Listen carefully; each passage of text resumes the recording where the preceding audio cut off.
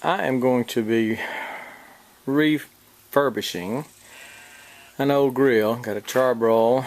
It's a charbroil quick set, and I've had it for probably 10 years, and I bought it from a guy that kind of ran a I guess you'd call it a Lowe's junkyard, Lowe's Home Depot junkyard. He would go and get stuff for them and resell it. I've had it a long time. The burner has crapped out on it. I took the burner out, bought a new one. It is coming probably tomorrow. I got the shield today, got that in today. I'll show those to you when I get down to doing that. But let me just show you some of the problems with it. I guess this is, I guess that's a sticker. It may be paint, but it is obviously got issues peeling off. The burner works. It's got a burner. I've got a grate for it, and the burner does work. But anyway, I'm going to be taking all this off, painting it, priming it, painting it. Same thing with the front here. It's riveted here. It was riveted there, and this little eyelet broke out, and I'll take that rivet out and put a bolt in it. Well, I'm gonna have to do something else because that's pretty much gone. But I can use that little eyelet, and the other one is in there, but it doesn't look good. So I'm probably going to I may just bolt it, drill some holes in it here and here, and bolt it up in there like that. Bolt up in here, just drill some holes and snug it up right there with a bolt.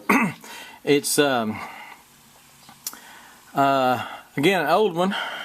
I'll just get to it. We'll see what all needs to be done. That's plastic. Down here's plastic. The pipes are in good shape.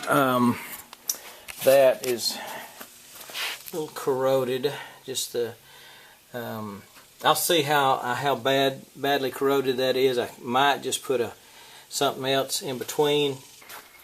In the hood, it does have a stress crack. I got it a little warm, I guess. And this is probably cast aluminum, I assume. Okay, I got most of the rust off with my wire brush attachment on my angle grinder, and looks pretty good. I am going to take these ears off right here.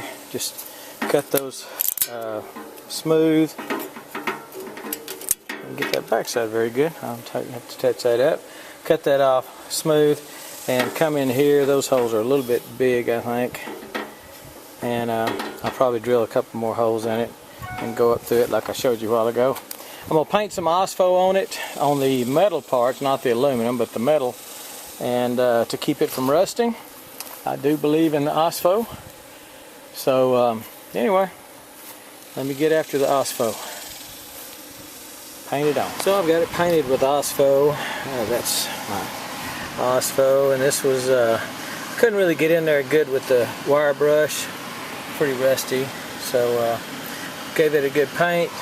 That is metal. Painted that. As you can see, the Ospo kind of turns it a black. It's a paintable. It's a primable surface once it dries, once it cures. Don't use it on concrete. As you can see, it bubbles a little bit. I brought it outside on the apron of my barn, not inside the barn.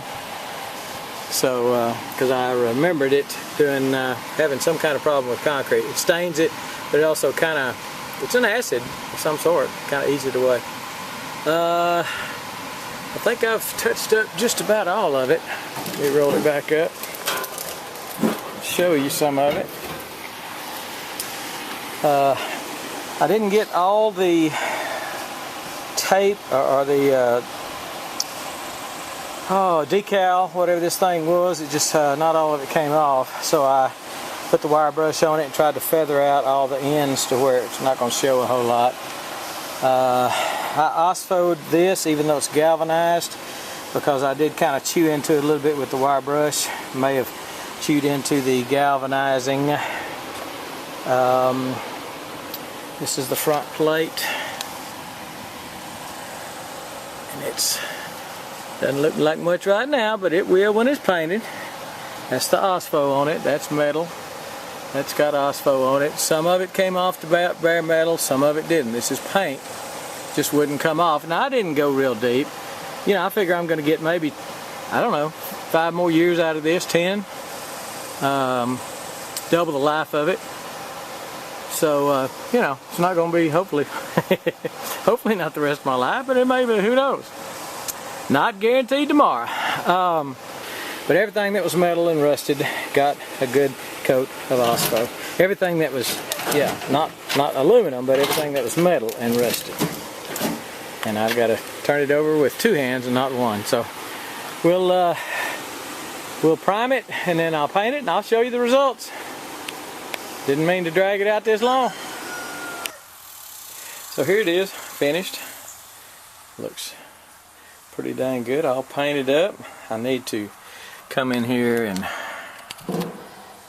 probably in a white paint pen put off, high, low, so I know the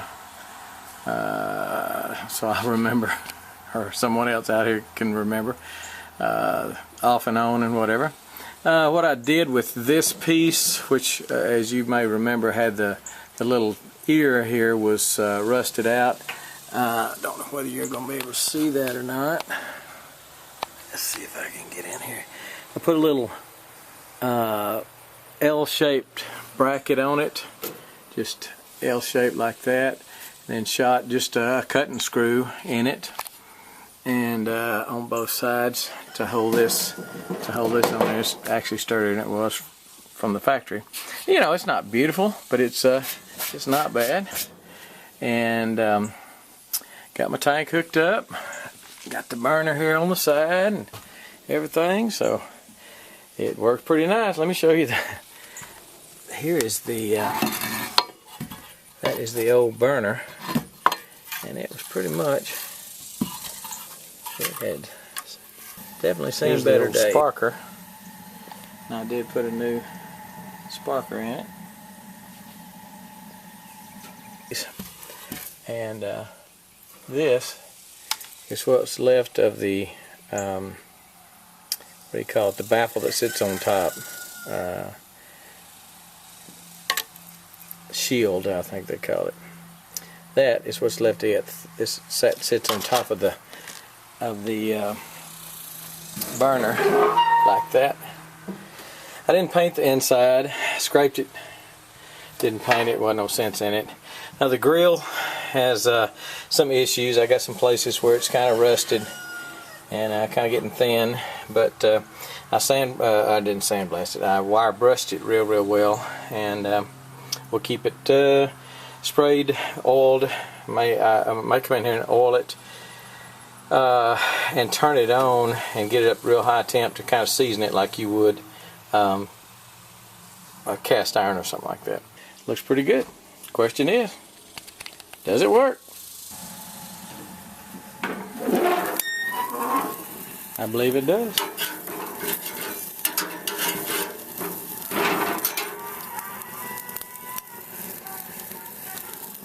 Sounds like Jack wants to eat some.